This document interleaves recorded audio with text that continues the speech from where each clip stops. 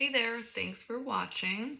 In the last video, we talked about how I was diagnosed with ICP, intrahepatic cholestasis of pregnancy, when I was pregnant, and we delivered my son, and he is a very healthy, happy 2-year-old. We just started potty training, so send us all the good wishes on that. But I really wanted to share with you the last 2 years after delivering and how we got to this PFIC diagnosis. So PFIC is a rare liver disease that also has to do with your bile acids.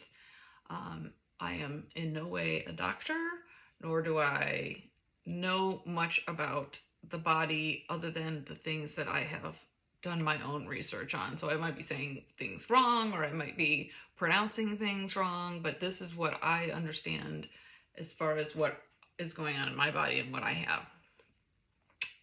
So PFIC is progressive familial intrahepatic cholestasis.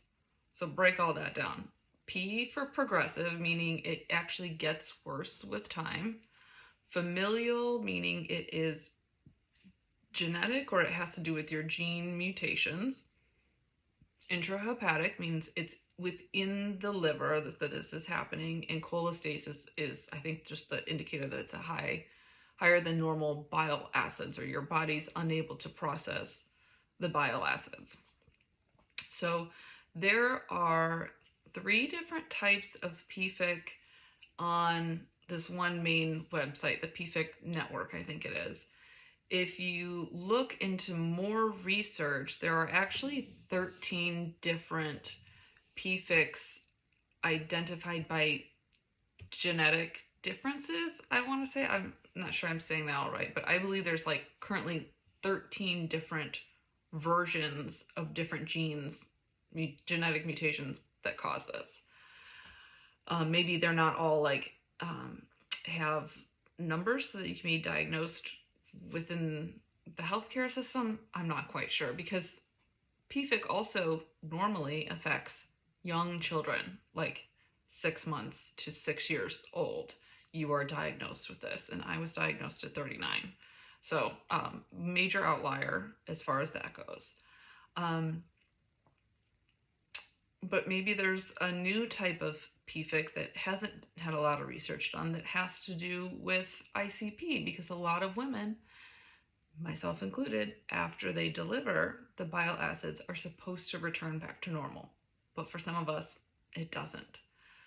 So this is the story of how we got to the PFIC diagnosis. Take a sip real quick.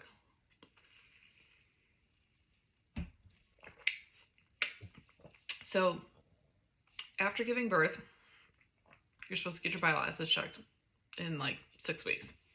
Did that. They were still high. I was itchy. Went to go see my primary after my OB/GYN said, that's really your primary's care now. So went to see my primary. We had a MRI done of my liver and the insides and make sure everything was looking good, or I think it was an ultrasound first.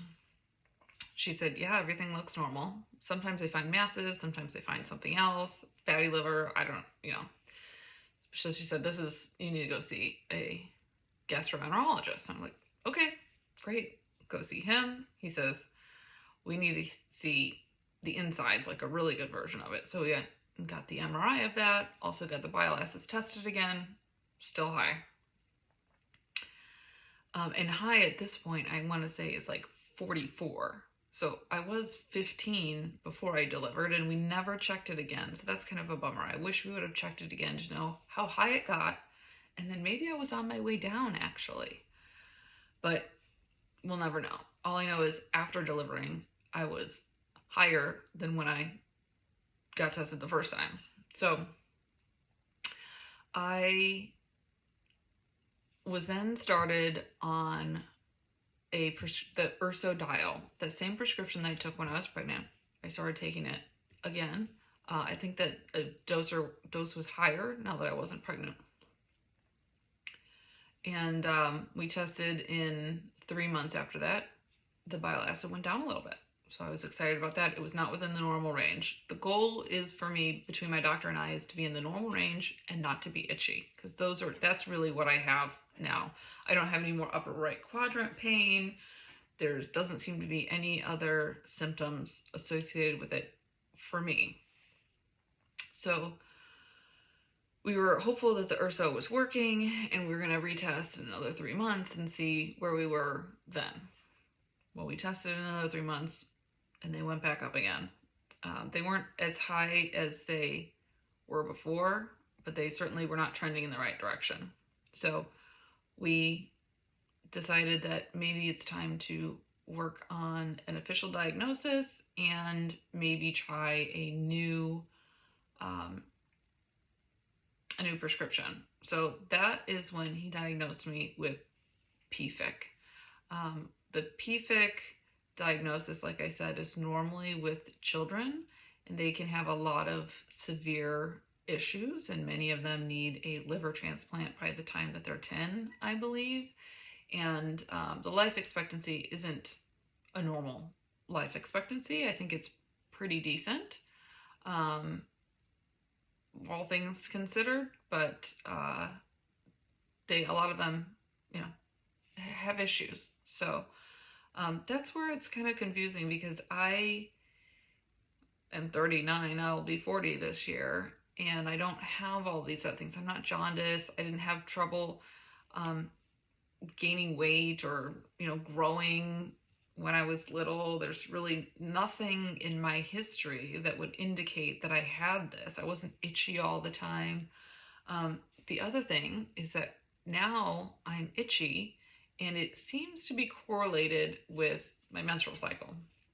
So that is something else that other women also experience. And these other women that I'm talking about, I belong to a group on Facebook, which is for women postpartum who had ICP. So a lot of us still are in that group, and we're talking about how we're still itchy and we, can't figure it out. A lot of the women are still itchy, but their bile acids went back down.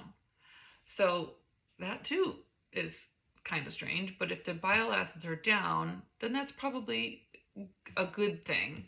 I think for me, long-term, having high bile acids is obviously not good for your liver or your body. So we're trying really hard to bring them down. What does that mean, high bile acids for a long period of time? I don't know. What is a long period of time? A couple of years? 10 years? 20 years? I have no clue. That's where I'm just kind of putting this information out there so that maybe somebody can see my information, and somebody maybe in the gastroenterologist world or the hepatologist world can help me, or some other patient sees what I've gone through and they have information. So anyway, I'm totally sidetracked on that.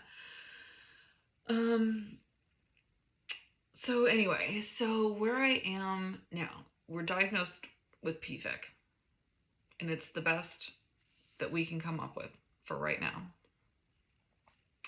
And the URSO, we decided, wasn't working, so we need to move on to the next prescription. And so that is Bylvay. And we are on a journey now with the Bylvay. It has taken 2 months to get the pills delivered to me. So I'm going to break up this video and talk about the current section of what's going on in my life with the Bylvay and what that means for the future.